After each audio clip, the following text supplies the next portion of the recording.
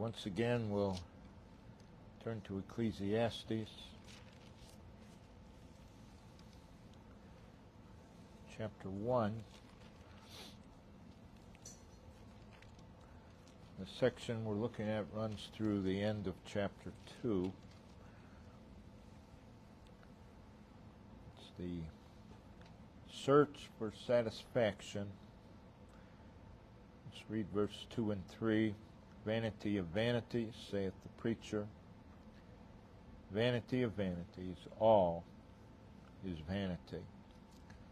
What profit hath a man of all his labor, which he taketh under the sun? The answer to that is found in verse 11 of chapter 2. Then I looked on all the works that my hands had wrought, and on the labor that I had labored to do. And behold, all was vanity and vexation of the spirit, and there was no profit under the sun. Again, he's looking at life apart from God, a life lived apart from God. And as he does so, he's seeking satisfaction. He's seeking happiness and such things as pleasure, money, etc. And he finds that all is vanity. There's no satisfaction. There's no lasting fulfillment. Again, Solomon was away from the Lord. He's brought to the truth of Ecclesiastes 12:13. He's looking back on his life, and he's advising us, don't do what I did. There's no profit. There's nothing to be gained. So verse 2 and 3 is basically the thesis statement. 29 times in 27 verses we read under the sun, which is referring to his view of life apart from God. So you have the thesis statement in verses 2 and 3, and then verses 4 through 11. He begins to give the evidences of what he stated in verses 2 and 3. Let's read verses 4 through 11. One generation passeth away, and another generation cometh, but the earth abideth forever. The sun also ariseth, and the sun goeth down, and hasteneth to his place where he arose. The wind goeth toward the south, and turneth about unto the north. It whirleth about continually, and the wind returneth again according to its circuits. All the rivers run into the sea, yet the sea is not full. Unto the place from whence the rivers come, thither they return again. All things are full of labor, man cannot utter it. The eye is not satisfied with seeing, nor the ear filled with hearing. The thing that hath been, it is that which shall be, and that which is done is that which shall be done. And there is no new thing under the sun. Is there anything whereof it may be said, see, this is new? It hath been already of old time, which was before us. There is no remembrance of former things, neither shall there be any remembrance of things that are to come with those that shall come after. So in verses 4 through 11, there is one general concept viewed from different or various points of light, and that concept is expressed in the last part of verse 9. There is no new thing under the sun. 29 times in 27 verses, Solomon uses that phrase. It of course, is a qualified statement. There is no new thing under the sun. In the context, he's referring to the material world, referring to creation.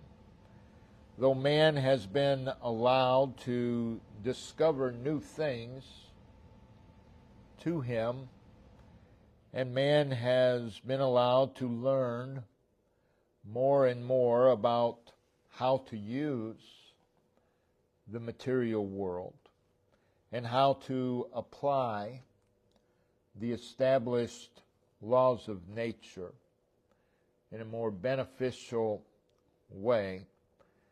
What he's saying here is the same causes still produce the same effects. And that is something that most people are ignorant of.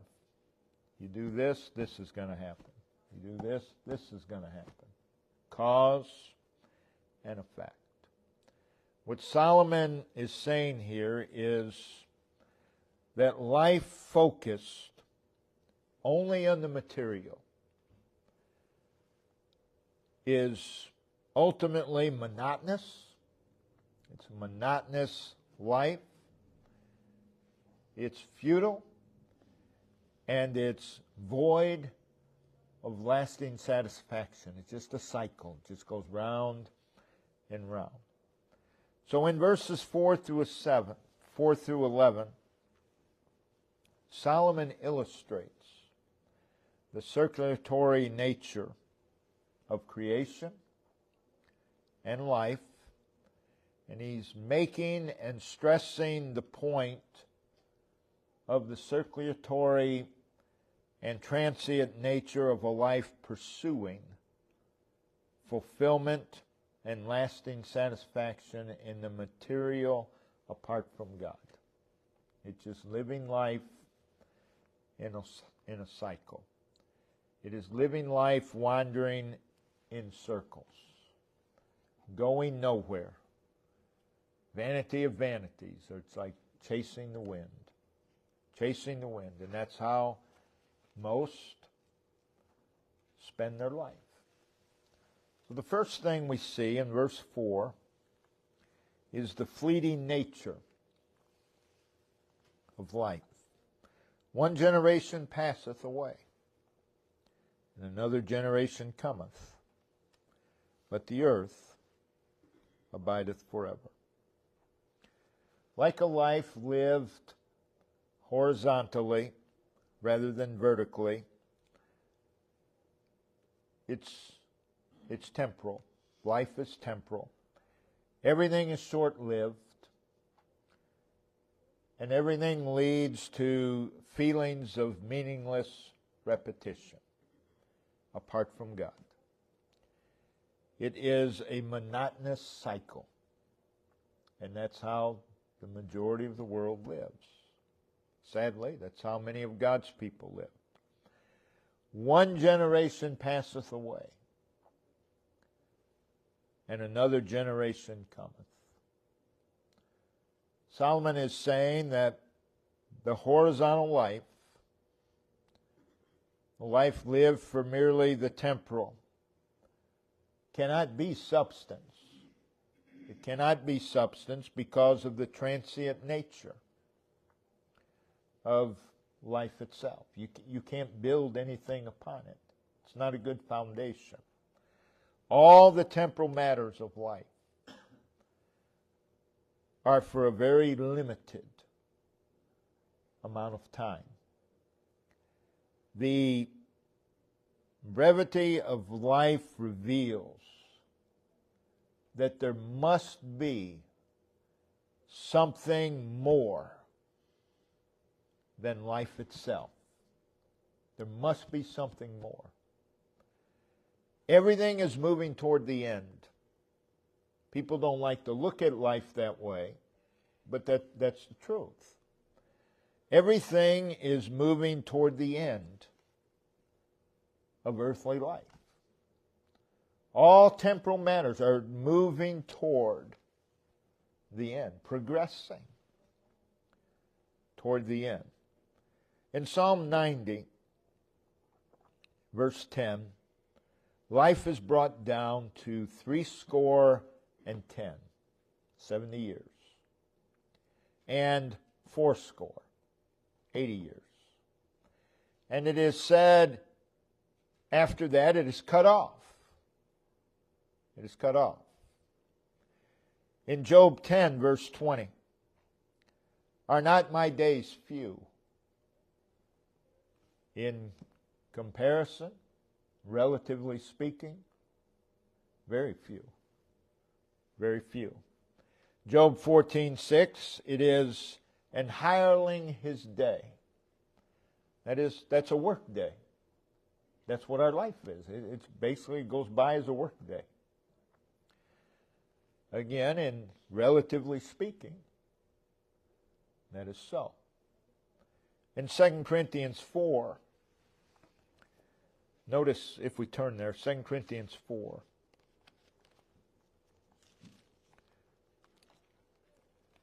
Verse 17. For our light affliction, which is but for a moment. And that's life. Life's just a moment. Relatively speaking, in relation to eternity, just a moment. It's here and then it's gone. And that's what he's saying. He's saying life is short. And such is illustrated and pictured throughout the Word of God. We're constantly reminded of that, and we need to be reminded of that. 1 Samuel 20, verse 3, we read, there's but a step between me and death. Just a step. Your next step. You may have already taken your last step. Your next step could be it. There's just a step. Life is short. Life is frail. And that's declared throughout Scripture. Notice in Job chapter 7. Job chapter 7. And again, most look at this topic as discouraging, but it really isn't. That's not the point. The point is, don't build your foundation upon that which is not going to be. In Job 7, verse 6 and 7, my days are swifter than a weaver's shuttle, and are spent without hope. Oh, remember that my life is wind. Mine eyes shall no more see good. Verse 9, as the cloud is consumed and vanisheth away, so he that goeth down to the grave shall come up no more. Job 8, verse 9, for ye are but of yesterday, and know nothing, because her days upon earth are a shadow. In Job 9, verse 25, now my days are swifter than a post, not a fence post, but a deliverer of a message. They flee away. They see no good. Psalm 39. Psalm 39, verse 5. Behold, thou hast made my days as a handbreadth, and mine age is as nothing before thee. Verily, every man in his best state is altogether vanity. Selah. Man in and of himself, vanity, just a vapor. That's all. In Isaiah 38, Isaiah 38,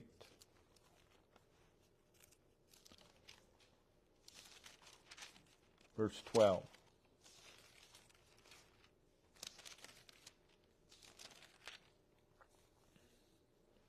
Mine age is departed, and is removed from me as a shepherd's tent. You put the tent up, you take it down. That's life. I have cut off like a weaver my life. He will cut off with pining sickness from day even to night. Wilt thou make an end of me? That's speaking of our earthly life. Isaiah 40, verse 6. The voice said, cry. And he said, what shall I cry? All flesh is grass, and all the goodliness thereof is as the flower of the field. It's as the flower of the field. The goodness of life is the flower of the field. There one day, gone the next. James chapter 4.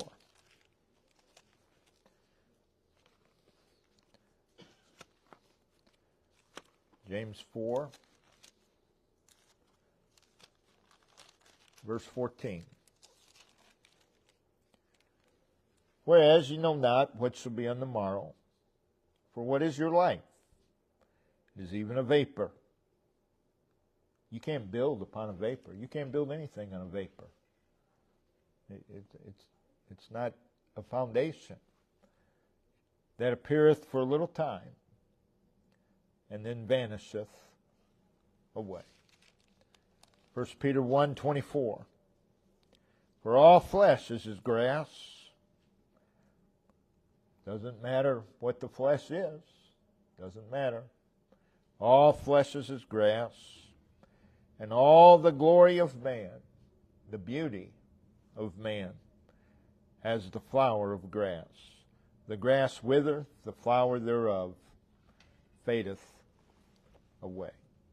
So everything is moving toward the end.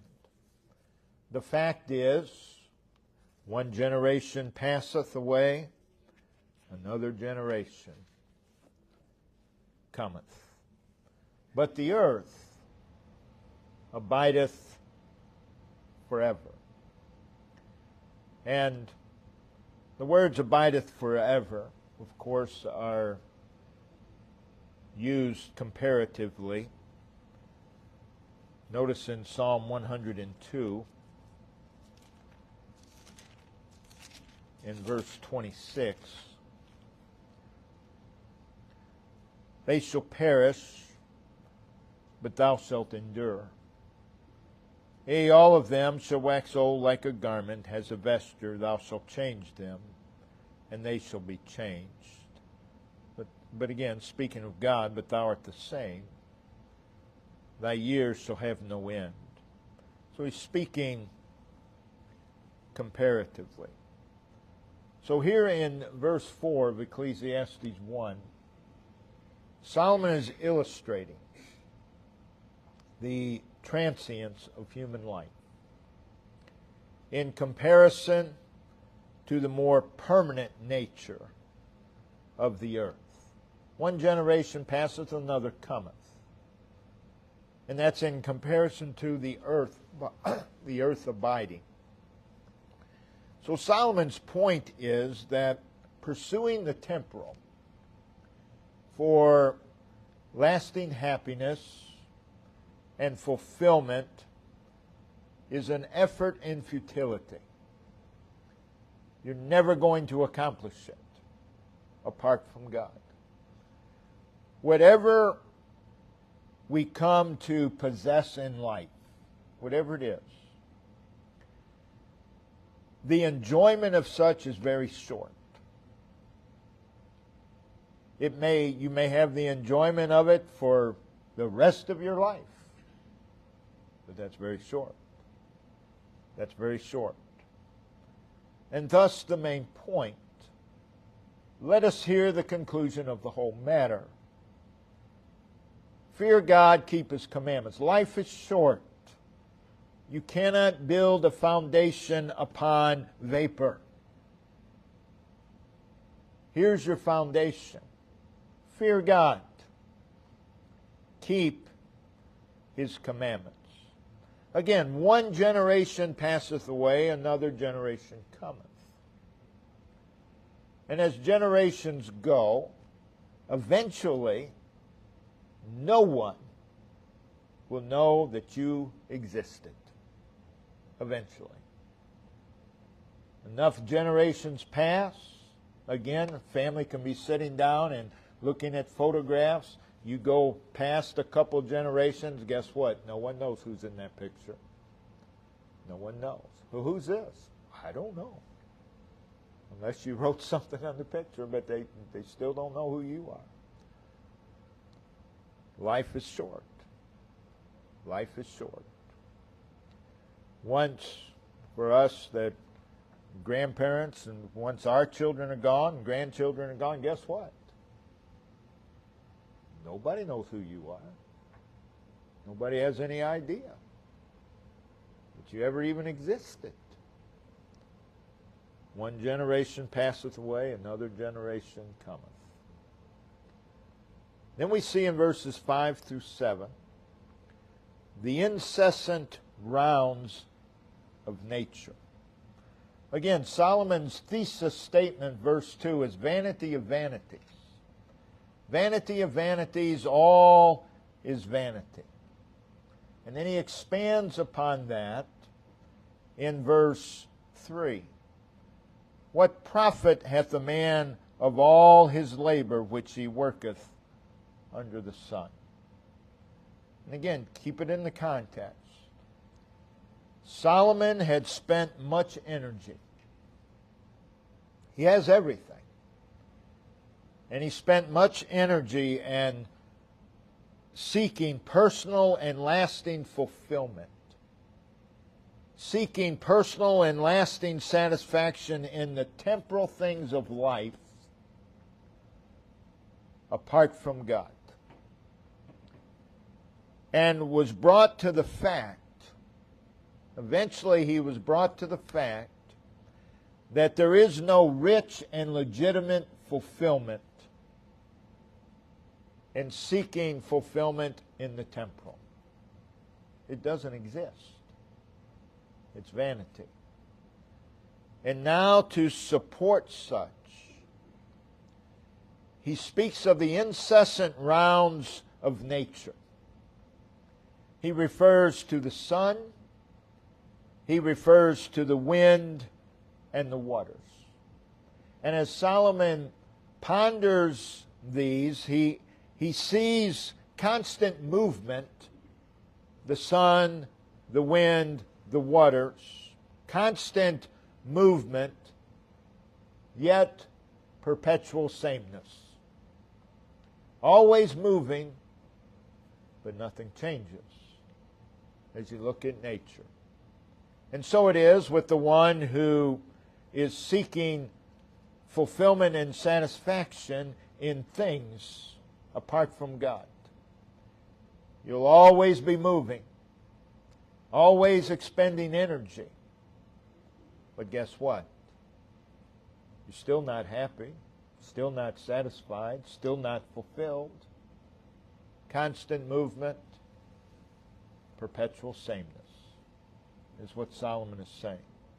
He's illustrating the futility of seeking lasting fulfillment apart from God. And every human being by nature will do that. That's our fleshly nature. Solomon is saying you do not have to experiment. I've already done it. Listen to me, he is saying. But again, also part of human nature, we don't listen. We don't listen. We don't listen to those who've already experienced it because we think we're smarter and we think somehow it'll be different with us. But it isn't. And throughout human history, we see that it isn't. So in verse 5, he has the illustration of the sun. And we realize the sun ariseth. The sun does not rise, the sun does not set. Everybody knows that. It's a rotation of the earth. But it appears to rise, and it appears to set. And that's what Solomon is talking about. So, he uses the illustration of the sun. The sun also ariseth, and the sun goeth down, and hasteneth to his place where he arose. Again, there's perpetual movement, but everything's the same. Everything's the same. So speaking from the perspective of natural observation, he speaks of the sun rising and setting. What he's illustrating is constant motion, but nothing new. And so it is with those who seek lasting fulfillment, lasting satisfaction in things apart from God. There's constant motion, but nothing new. You're still not satisfied, still not fulfilled. If I could just get this one more thing, I'll be happy. No, you won't. Constant motion, nothing new. Then he uses the illustration of the wind in verse 6. The wind goeth toward the south, and turneth about unto the north. It whirleth about continually, and the wind returneth again according to his circuits. The wind travels, but never goes anywhere new. Never goes anywhere where it hasn't been. It's constant movement, perpetual sameness. And so it is with those who live life apart from God. So what he's illustrating here is the instability and the restless state of the pursuit of personal and lasting fulfillment and satisfaction apart from God. Again, books have been written entitled Pursuit of Happiness. And we've preached over and over and over. Happiness is not a pursuit. Happiness is a result. You pursue happiness, you'll be in a cycle, what Solomon is talking about. Because you pursue it in things. You pursue it in that which is temporal. Happiness is not a pursuit. It's a result.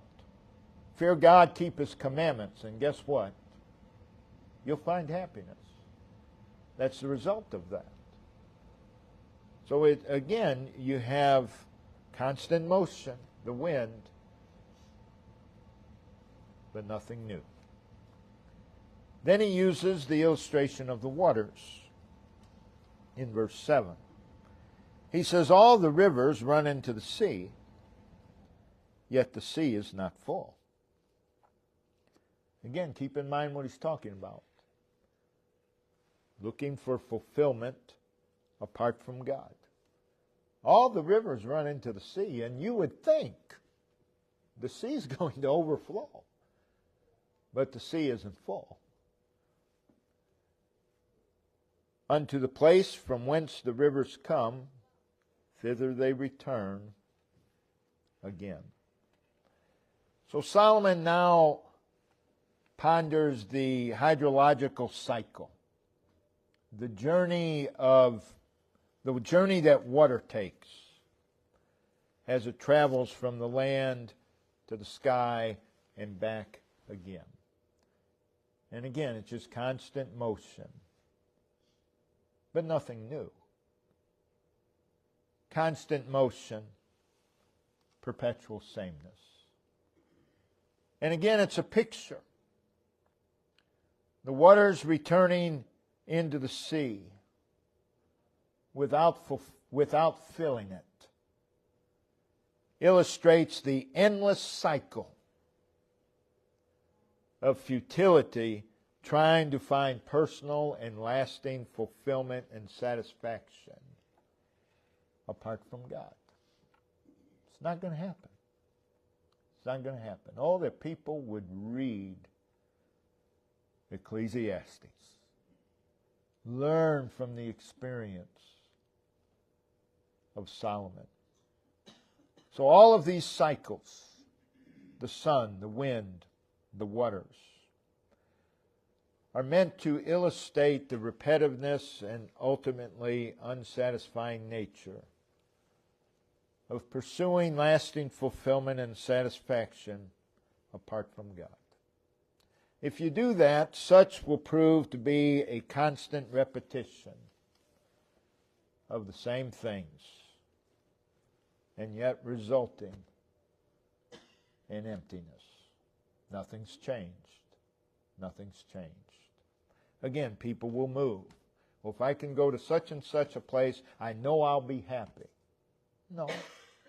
Because again, happiness isn't a pursuit. And wherever you go, there you are. And that's the biggest problem for most people. So the cycles of the sun, the wind, and the rain are meant to illustrate the fact that human striving for lasting fulfillment and satisfaction apart from God, all it is constant motion with no lasting change. Well, there may be some temporary changes, but no lasting change. Constant movement, perpetual sameness. What's the remedy for such a life? Let us hear the conclusion of the whole matter. Fear God. Keep His commandments. The way to avoid that cycle is fear God. Keep His commandments. Then in verses 8 through 11, he mentions the repetition of human endeavors. He says, all things are full of labor. Man cannot utter it. The eye is not satisfied with seeing, nor the ear filled with hearing. The thing that hath been, it is that which shall be. And that which is done is that which shall be done. You've heard the saying, history will repeat itself. Yeah, that's Ecclesiastes. That's what he's telling us here. The thing that hath been, it shall be. Life's a cycle. Man thinks he's so smart that he can change everything. But he can't. And there is no new thing under the sun. Again, man may have new discoveries of how to use creation, but in the big picture, it's nothing new in reality. Is there anything whereof it may be said, see, this is new? And it's been already of old time, which was before us. So man's pursuit of lasting fulfillment, satisfaction, and happiness in such things as possessions, pleasures, education, careers, position, status. None of those things can bring lasting happiness, lasting fulfillment. None of them. They're seeking lasting satisfaction and happiness in things that cannot bring it. And it's just a wearisome, never-changing loop. It results in a monotonous life. And you look at the life of people, and that's what it is. It's just monotony. Same thing over and over and over and over and over. With no real changes. And that's what Solomon is going to illustrate here in verses 8 to verse 11. And we'll stop there for today. Let's look to the Lord. Heavenly Father,